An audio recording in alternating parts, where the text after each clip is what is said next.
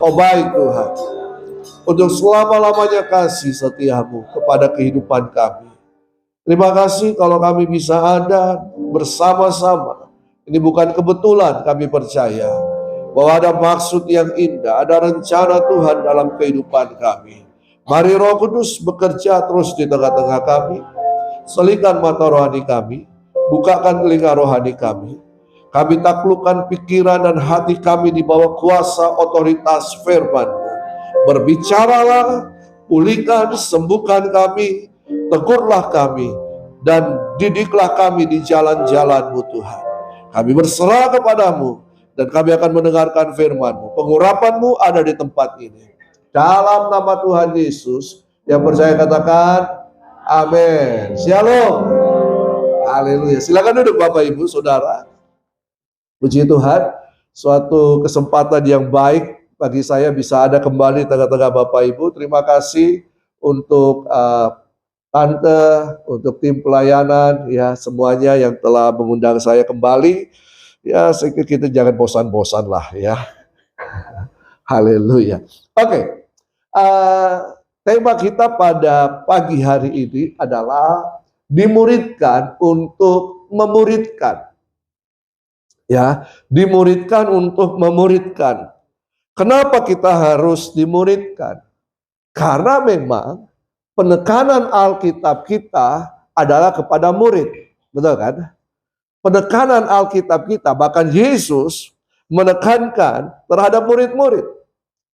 Orang percaya harus jadi murid. Bukan hanya sekedar datang beribadah, bikin panas-panas bangku gereja, ya, lalu kemudian ditodong kasih persembahan, dan kemudian setelah itu terima doa berkat, pulang. Dan hanya menjadi orang Kristen yang biasa-biasa. Tuhan tidak merancangkan kita, manusia, orang yang percaya kepadanya, untuk menjadi orang yang biasa-biasa. Katakan amin. Tuhan punya tujuan dalam kehidupan saya dan Bapak Ibu, saudara semua. Tuhan punya rencana yang indah, Tuhan punya tujuan dalam kehidupan kita, dan Tuhan ingin supaya kita terlibat dalam rencananya. Karena itu pentingnya kita menjadi murid. Kita Indonesia ada jenjang-jenjang pendidikan kan? Betul kan? Berapa banyak Bapak Ibu yang sudah melewati jenjang pendidikan SD, SMP, SMA, kuliah, kehidupan? Belum. Sementara kita berproses ke sana. Dan ketika kita semua ada di bangku sekolah, kita disebut murid. Kita disebut murid. Nah, ada quotes berkata begini. Orang yang berhenti belajar, maka dia akan stop dalam kehidupannya.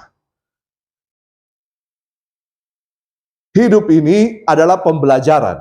Kalau kita hidup, kita harus belajar. Belajar untuk melengkapi kehidupan kita. Sehingga kita bisa mengerjakan tugas dan tanggung jawab yang lebih besar lagi. Kita diajar dari hal-hal yang sederhana. Lalu kemudian meningkat, dan semakin meningkat, lama-lama semakin kompleks. Tapi kalau kita tidak mau jadi murid, dan tidak mau diajar, kita tidak bisa mengerjakan hal-hal yang kompleks. Makanya firman Tuhan katakan, kita ini seharusnya kalau diukur dari kehidupan rohani kita, seharusnya kita sudah menjadi pengajar. Bukan lagi seperti bayi-bayi yang ingin susu. Seharusnya saya, Bapak Ibu, Saudara, semua yang ada di sini, seharusnya kita sudah mengerjakan amanat agung yang diperintahkan oleh Tuhan. Nah, karena itu pada pagi hari ini, mari kita buka hati kita. Kita akan belajar bersama-sama bagaimana dimuridkan, untuk kemudian memuridkan. Oke. Nah, murid dalam Alkitab ya, itu adalah seorang pengikut. Tapi bukan hanya seorang pengikut urut-urukang, ya, pengikut yang mau belajar, yang mau diajar, ya. Makanya dalam bahasa Latin dikatakan discipulus, murid. Discipulus itu orang yang mau belajar, pelajar, murid, ya. Dan ini bahasa-bahasa sebuah supaya Bapak Ibu tahu, ternyata di dunia ini murid itu disebut ini. Limut dalam bahasa Ibrani, dalam bahasa Yunani matetes, dalam bahasa Inggris disciples. Ini dia. Disciples ini dari bahasa Latin discipulus. Apa pengertian daripada disciples ini? Disciples bukan hanya seorang murid, tapi disciples ini itu diambil dari kata disiplin. Seorang murid harus disiplin. Disiplin dalam hal apa? Kalau kita belajar di sekolah-sekolah, kita harus disiplin supaya kita hadir tepat pada waktunya, tidak terlambat. Betul? Kita disiplin untuk apa? Mengerjakan pekerjaan-pekerjaan rumah misalnya, ya. Kita mengerjakan tugas-tugas yang diberikan. Kita disiplin.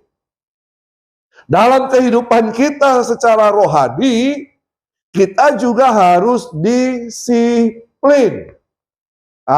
Disiplin apa? Disiplin dalam beribadah. Disiplin dalam membangun kehidupan rohani kita.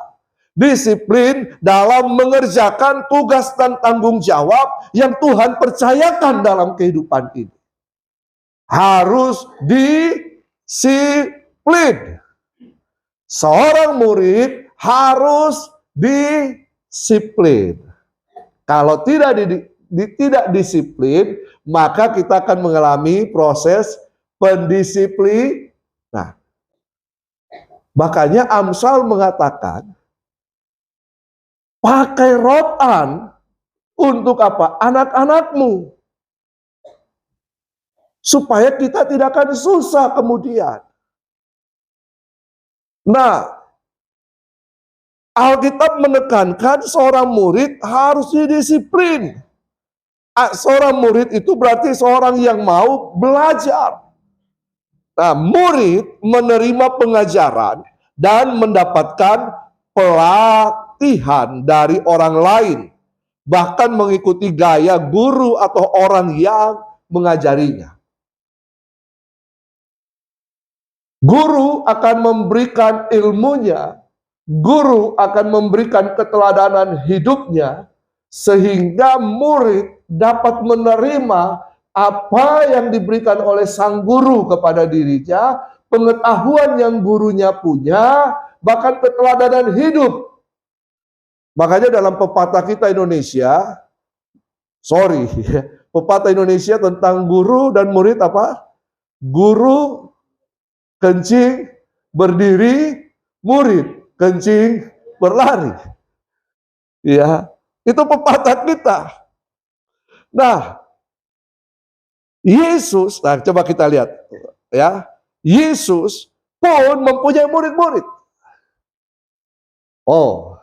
Nah, kalau Yesus punya murid, berarti setiap kita harus jadi murid. Setiap kita harus dimuridkan. Nah, siapa yang memuridkan kita? Yang memuridkan kita, jemaat Tuhan di tempat ini, otomatis adalah gembala. Betul? Atau para pemimpin. Murid ini berjenjang. Yesus punya 12 murid. Tapi dalam 12 murid ini, itu ada penjenjangannya. Yesus 3 murid, lalu kemudian 9 murid, betul kan? Baru ada 70 murid, dan seterusnya ke bawah. Berarti ada murid yang dekat dengan Yesus. Ada yang orang bilang di lingkaran Yesus. Siapa itu? Yakobus, Yohanes, Petrus. 3 ini, selebihnya 9 murid. Tetapi bukan untuk pembedaan sebenarnya, tetapi memang 3 murid ini dekat dengan Yesus. Ya kan? Dekat dengan Yesus. Makanya ku ingin selalu bersekutu denganmu. Kita harus dekat dengan Yesus. Yesus ketika dia keluar di awal pelayanannya, dia disebut Rabi. Rabi ini berarti orang yang keluar setelah mendapatkan pendidikan. Jadi ketika orang berkata, di manakah Yesus setelah umur 12 tahun? Tradisi Yahudi, usia mulai dari 0 sampai 5, 5 sampai 12, 12 sampai 15, dan seterusnya sampai usia 30, itu harus dididik, belajar. Ya, harus belajar. Usia 20 itu baru usia pernikahan, kalau tradisi Yahudi. Ya, tetapi untuk tampil ke depan, tampil berbicara seperti ini, itu harus usia 30 dan harus menyelesaikan pendidikan. Yesus menyelesaikan pendidikan. Makanya dikatakan dia bertambah besar, bertambah besarnya. Ya. Bertambah besar, bertambah besarnya, bertambah hikmatnya dan disukai semua orang. Bertambah besar bukan bertambah dari sisi usia. Bertambah besarnya bukan bertambah dari sisi badan, body. Kayak saya begini, ya.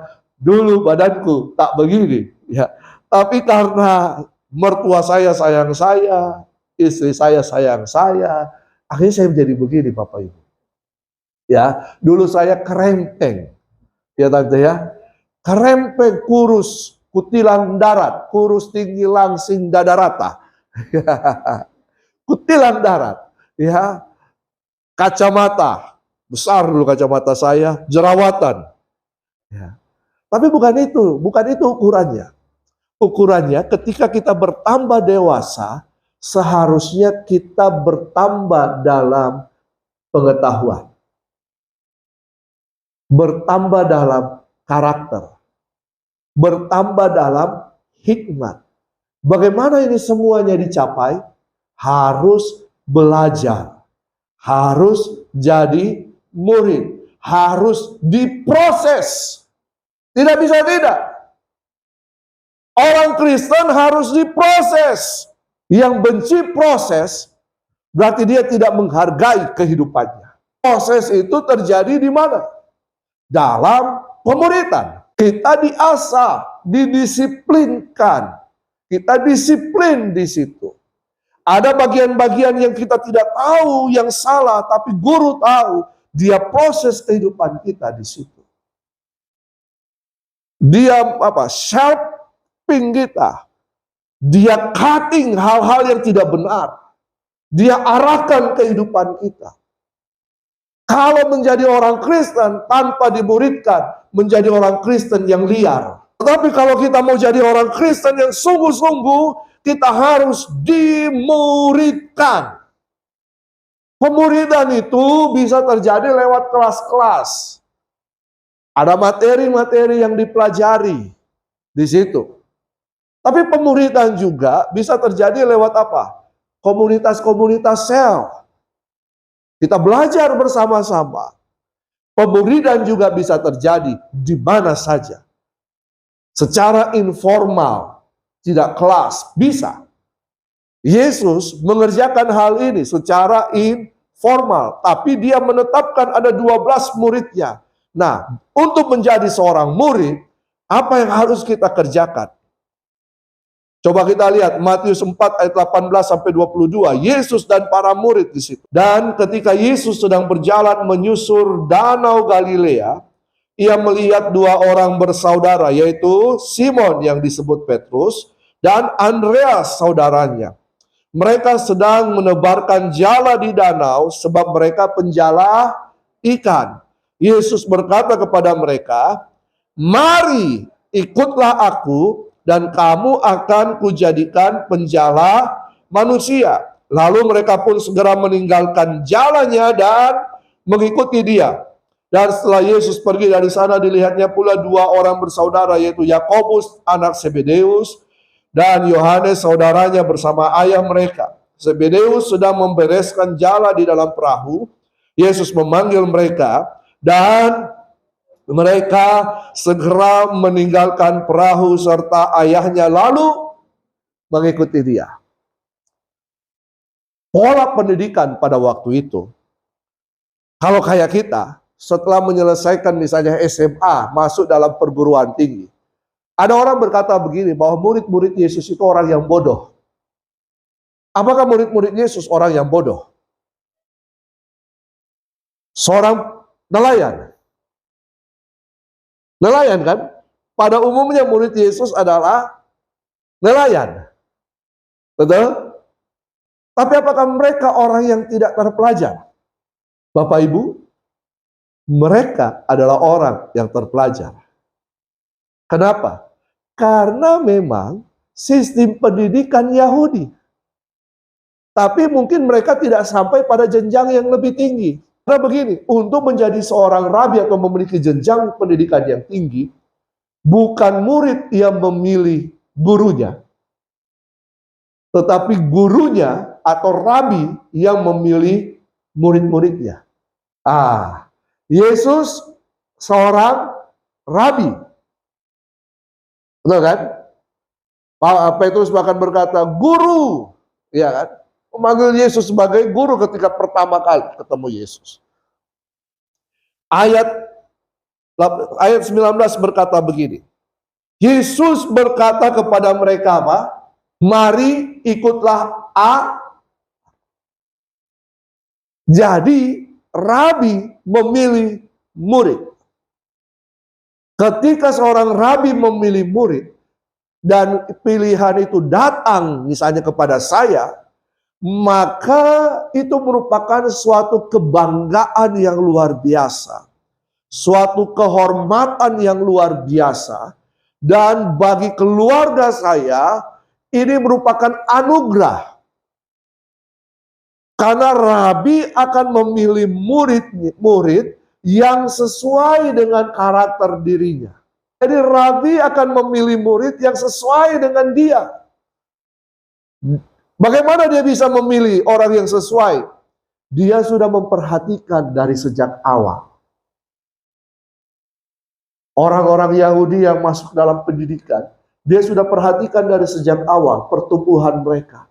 Oh ini. Makanya katakan, Tuhan memilih kita. Amin. Bukan kita yang memilih Tuhan, tapi Tuhan yang memilih kita. Bahkan pilihan itu sudah datang sebelum kita dijadikan.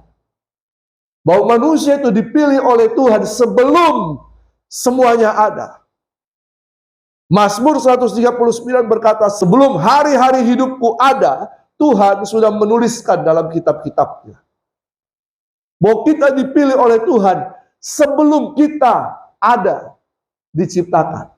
Manusia telah dipilih oleh Tuhan untuk bersama-sama dengan dia melakukan kehendaknya. Amin. Jadi ketika pola ini diterapkan, seorang rabi akan memanggil murid-murid, kamu ikut aku. Kamu ikut aku. Kamu ikut aku. Maka di situ dikatakan ketika Simon Petrus, Andreas, mereka sedang menebarkan jala dan kemudian Yesus datang dan memanggil mereka, ayo ikut aku. Mereka langsung segera meninggalkan semuanya. Ketemu siapa lagi? Ketemu Yakobus Zebedeus. Ketika Yesus berkata, ikut aku. Mereka langsung meninggalkan, bahkan ayahnya pun ditinggalkan. Ini Yesus. Bagaimana dengan kehidupan kita?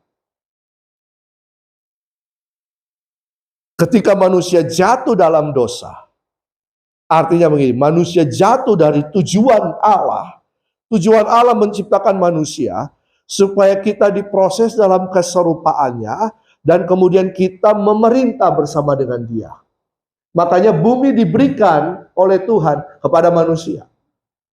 Sorga itu tempat tinggal Allah. Sorga itu bukan kepunyaan manusia. Bumi diberikan tanggung jawab untuk dikelola kepada siapa? Saya dan Bapak Ibu. Manusia. Jadi ketika manusia jatuh dalam dosa, artinya jatuh dari tujuan Allah, melenceng dari tujuan Allah, memberontak dari tujuan Allah. Lalu kemudian datang panggilan, mari anakku, bertobatlah, berbaliklah. Makanya karya Yesus di kayu salib terjadi, menebus kita. Dan ketika panggilan itu datang kepada kita, hai Heinze, bertobatlah. Ketika saya meresponi panggilan itu, itulah yang disebut pertobatan. Dan kemudian apa? Terjadi keselamatan. Keselamatan berarti bukan masuk surga, Bapak Ibu. Selama ini yang kita pahami adalah keselamatan untuk masuk surga, itu tempat Allah, Bapak Ibu. Keselamatan itu berbicara kita dikembalikan kepada tujuan Allah yang semula. Dan kita mengerjakannya bersama setujuan-tujuan itu bersama-sama dengan Allah sehingga sampai kepada kekekalan. Langit dan bumi baru. Langit dan bumi baru, sorga turun ke bumi. Dan kita ada di mana? Di sorga, di bumi. Orang Kristen yang tidak dimuridkan, pikirannya hanya mau yang senang-senang saja. Lari dari tugas dan tanggung jawab. Tidak mau mengerjakan pekerjaan rumah. Ada teman saya dulu sekolah pembolos, sedikit bolos. Dia tidak mengerjakan apapun, tugas dan tanggung jawab, PR-nya pun ya, dia tidak kerjakan. Hanya datang 1 kali, 2 kali, 3 kali ke ujian. Ya, maklumlah. Maka nilainya pun di bawah rata-rata. Iya kan? Nah, ini Tuhan. Jadi kalau seorang Kristen dimuridkan, maka dia akan mengetahui kebenaran. Dan kebenaran itu akan memerdekakan kita. Nah, oke. Coba kita lihat. Syarat untuk menjadi murid yang pertama adalah bersedia. Katakan, bersedia. Bersedia. Siap. Nah, itu. Murid akan dilatih untuk menjadi prajurit. Disiplin. Jadi untuk syarat untuk pertama yang menjadi murid adalah bersedia. Ketika panggilan itu datang kepada Petrus, datang kepada Zebedeus, apa yang mereka katakan? Yesus berkata, mari ikutlah aku. Matius 4 ayat 20, lalu mereka pun segera meninggalkan jalannya dan mengikuti dia. Apakah Bapak Ibu bersedia jadi murid? Menjadi murid prosesnya berat. Masih mau? Tapi hasilnya kemuliaan. Nah, selama ini kita cukup dengar khotbah berkat. Yang senang, senang. Yang menyegarkan telinga kita. Oh, pertolongan Tuhan. Iya, pertolongan Tuhan. Oh, berkat Tuhan. Iya, berkat Tuhan. Tapi bersediakah kita diproses menjadi murid? Halo? Bersediakah kita diproses jadi murid? Proses ini bukan proses yang enak-enak. Proses ini adalah proses memurnikan kehidupan kita, membentuk kehidupan kita, dan sehingga kita tampil menjadi emas, seperti emas yang murni. Kalau kita mau diproses, tinggalkan segala kesenangan duniawi. Ikut Yesus. Bersedia diajar, didisiplinkan. Seorang murid akan menyerahkan kehidupannya kepada sang guru. Yesus berkata, ikutlah aku. Mereka meninggalkan semua pekerjaannya, kehidupannya, penghasilannya, keluarganya. Semua yang mengikat kehidupannya ditinggalkan. Lalu kemudian ikut sang guru. Katakan apa? Kamu akan kujadikan penjala manusia. Penjala ikan jadi penjala manusia. Sama-sama mengerjakan tapi tujuannya sudah berbeda. Kalau begitu, berarti kalau kita menjadi murid Kristus, kita tidak usah bekerja lagi. Tinggalkan pekerjaan di kantor, Pak. Tinggalkan usahamu. Apakah demikian? Tidak. Tetapi ubah tujuanmu. Untuk apa kau bekerja? Untuk apa kau berusaha? Untuk apa kau mencari nafkah? Yoel berkata, tempalah mata bajakmu. Berarti begini, semua yang kita sedang kerjakan hari ini, ketika kita mau menjadi murid Kristus, kita harus mengganti tujuannya. Kalau dulu mungkin hanya untukku. Sekarang untuk kemuliaan Tuhan. Apapun yang kita kerjakan itu untuk Tuhan. Bukan untuk kita. Sebab kita sudah jadi murid. Kita sudah dipanggil keluar dari semua yang ada ini yang mengikat kita ini, dipanggil keluar untuk mengikuti Yesus. Sehingga hidupku bukannya aku lagi, tetapi Kristus yang ada di dalam kehidupanku. Itu murid. Dia melepas segala kesenangan duniawinya, dia ikut Yesus. Dia mengerjakan itu untuk apa? Untuk Yesus. Apapun yang kita kerjakan untuk Yesus. Halo? Mau? Kayaknya khotbah kali minggu ini agak berat ya. Ya. Apa-apa. Jangan susu terus. Jangan bubur terus. Ya, harus makan makanan yang keras, kata firman Tuhan. Keras itu bukan keras suaranya. Isinya yang keras. Betul? Mau? Saya takut saya nanti Pak Yesra tidak panggil saya lagi. Tapi memang ini, minggu ini secara kita GBI semua, di mana-mana khotbahnya tentang dimuridkan untuk menjadi murid. Ya, tema secara GBI. Jadi syarat yang pertama untuk menjadi murid apa? Bersedia. Ada kan contoh ketika seorang anak muda dipanggil, ikutlah aku. Tunggu dulu. Tuhan, saya kuburkan dulu orang tuaku. Ada kan? Tunggu dulu Tuhan, saya kerjakan dulu ini. Tunggu dulu Tuhan. Tunggu. Sampai kapan kita harus? Sampai kemudian sudah semuanya ada di sini dan kata, Tuhan, saya mau melayani Engkau. Terlambat sudah. Kau datang padaku. Selama kita masih bisa, kita harus bersedia. Siap? Mata tes, siap? Disciple, siap? Murid, siap? Puji Tuhan. Jangan cuma siap-siap di sini. Ketika kemudian ada kelas-kelas pengajaran, yang hadir cuma 1, 2, 3, bisa dihitung dengan jari seperti domba pengembalanya Daud. Yang kedua, syarat untuk menjadi murid yang kedua adalah taat. Katakan taat. Taat. Ini syarat. Setelah kita bersedia, kita harus taat menjalankan semua proses pemuridan. Ya, taat. Amsal 4 ayat 13 berkata begini. Berpeganglah pada didikan, janganlah melepaskannya. Peliharalah dia, karena dialah hidupmu.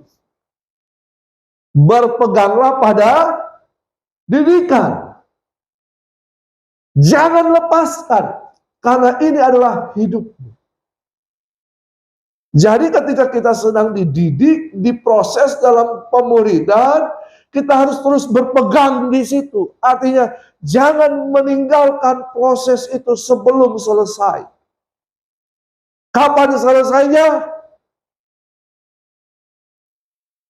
Dalam kehidupan ini, dalam pengiringan kita kepada Yesus, tidak ada yang namanya selesai. Selesai itu ketika kita tutup mata di bumi dan kemudian kembali bersama kepada Bapa. Itu baru selesai proses di bumi. Ya, berarti seumur kehidupan kita harus terus berpegang pada didikan. Berarti di situ ada sikap ketaatan untuk melakukannya. Ketaatan. Apa itu ketaatan? Obedience. Bahwa kita bersedia di bawah otoritas. Being under authority. Kita harus bersedia ada di bawah otoritas seseorang. Petrus. Siapa lagi? Yohanes. Siapa lagi? Murid-murid Yesus. Bersedia ada di bawah otoritas Yesus. Matius pemungut cukai itu murid Yesus. Orang yang kaya, betul. Tapi dia bersedia ada di bawah otoritas. Seorang murid harus bersedia berada di bawah otoritas dan taat. Taat ini melibatkan hati dan pikiran. Perbuatan kita, tingkah laku kita ditentukan oleh pikiran kita. Ketaatan itu ditentukan oleh pikiran kita. Kita mau atau tidak, ini di sini. Hati pikiran ini. Jagalah kehidupanmu, Amsal 4 ayat 23, jagalah hatimu dengan penuh kewaspadaan. Karena dari situlah terpancar kehidupan. Tapi kemudian begini, dalam terjemahan yang lain, jagalah pikiran-pikiranmu. Mental apa itu? Pikiran. Mental. Seorang doulos, seorang disciples ini berasal dari kata doulos. Doulos ini apa? Hamba. Hamba yang bukan hamba sekedar hamba. Hamba yang jadi keset. Yang tukang kasih bersih-bersih. Keset, diinjak-injak. Sekosong. Yesus pun sudah merasakan hal yang sama. Merendahkan diri sampai serendah-rendahnya. Dan tidak ada orang yang bisa sama seperti Yesus.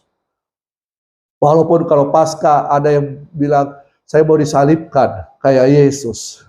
Di mana? Di Filipina sana, di Amerika Selatan sana. Tapi apakah dia bisa mengampuni dosa manusia? Enggak. Jadi taat itu adalah penyerahan total kehidupan kita di tangan Sang Guru. Ketaatan itu adalah penyerahan total. Being under authority. Di bawah kita harus taat. Seorang murid harus taat. Haleluya. Katakan, mau jadi murid? Mau jadi murid? Katakan kiri kanan. Mau jadi murid? Yang ketiga, wah ini terakhir saudara. Haleluya. Terakhir. Yang ketiga, syarat menjadi murid. Yang ketiga, latihan. Katakan latihan. Latihan. Syarat menjadi murid adalah latihan. Yesus memberikan contoh keteladanan. Yesus memberikan pengajaran. Murid harus mempraktekkan. Pertama begini, prosesnya adalah lihat yang saya lakukan. Murid belajar bagaimana? Melihat apa yang Yesus kerjakan. Setelah itu apa? Murid-murid diutus pergi, betul kan? Berdua-dua pergi. Untuk apa? Mempraktekkan. Lukas pasal 10. Praktek. Ya, lalu kemudian mereka kembali, guru kami begini. Mereka berikan laporan. Nah coba kita lihat, Kejadian 14 ayat 14. Kejadian 14 ayat 14. 1, 2, 3. Ketika Abraham mendengar bahwa anak saudaranya tertawan, maka dikerahkannyalah orang-orangnya yang terlatih, yaitu mereka yang lahir di rumahnya. Berapa banyak?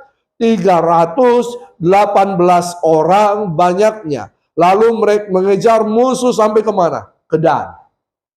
Siapa orang-orang yang terlatih ini? orang-orang yang lahir di rumah. Tapi di mana rumah rohani Bapak Ibu? Di sini. Betul kan? Tiap minggu Bapak Ibu ketemu di sini. Doa di sini. Dapat makan rohani di sini. Betul kan? Berarti rumah Bapak Ibu di mana? Secara rohani. Di GBI Oikumene. Bukan di tempat lain. Ini rumah rohani Bapak Ibu. Makanya disinilah tempat pelatihan itu. Disinilah tempat pemuridan itu. Abraham melatih 300 berapa banyak itu? 318 orang terlatih di mana? Di rumahnya. Sadar hari ini rumahmu. Ini tempat pelatihanmu. Seorang murid harus bersedia taat untuk apa? Dilatih. Dan kemudian bukan hanya sekedar dilatih, cukup sampai di situ, tamat, tidak. Harus berlatih sendiri. Pernah nonton film Kung Fu Master? Saudara, prinsip Kung Fu apa? Dia belajar dari gurunya. Gurunya kasih kenal jurus, lalu kemudian dia yang berlatih sendiri kan? Sampai akhirnya menjadi apa? Terlatih. Jangan baru berlatih kemudian mau menjadi pelatih. Saudara akan latih orang salah-salah. Harus dilatih, berlatih, baru latih. Jangan baru tamat SD, kemudian mau mengajar. Nggak boleh. Jangan hanya tahu satu jurus, baru kemudian mau mengajar jadi suhu. Saudara harus bersedia dilatih, berlatih, terlatih, dan melatih. Proses ini terjadi karena kita memiliki guru, teladan, kita diajar, kita harus berlatih sendiri. Supaya kita menjadi orang yang skillful, terlatih, dan kemudian melatih. Dan pada akhirnya,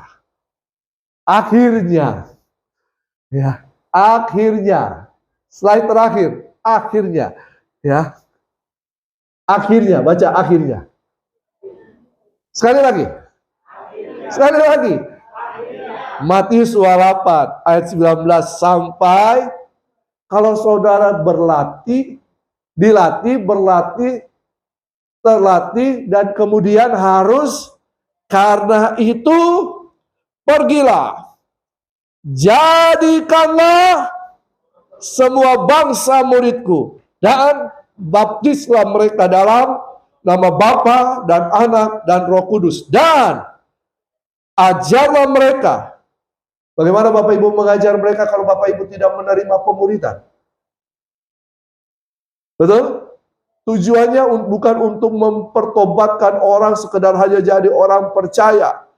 Tujuannya adalah agar semua bangsa menjadi murid Kristus. Kalau hanya sekedar jadi orang percaya bikin panas bangku-bangku gereja, percuma kehidupan kekristenan Bapak Ibu. Percuma pengiringan saudara kepada Tuhan. Saudara harus jadi murid. Dan kemudian harus dilatih, terlatih. Dan kemudian memuridkan orang lain. Dan ajarlah mereka melakukan segala sesuatu yang telah kuperintahkan kepadamu. Dan ketahuilah, aku menyertai kamu senantiasa sampai kepada akhir. Kita baca satu kali lagi ayat ini. 1, 2, 3. Karena itu, pergilah. Jadikanlah semua bangsa muridku. Dan baptislah mereka dalam nama Bapa dan Anak dan Roh Kudus.